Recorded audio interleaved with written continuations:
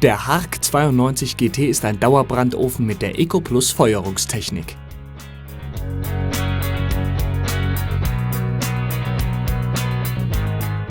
Die dreidimensionale Gusstür ist mit einer Zweipunktverriegelung ausgestattet. Dieser Kaminofen kann mit keramischen Ofenkacheln in verschiedenen Glasuren, Stahlblech oder Speckstein verkleidet werden.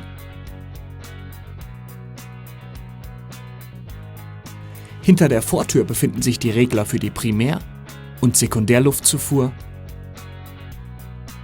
sowie der Aschekasten. Der Feuerraum hat eine tiefe Gussmulde mit einem Rüttelrost. Der mit einer Spezialkeramik ausgekleidete Feuerraum wird oben mit dem Feinstaubfilter abgeschlossen.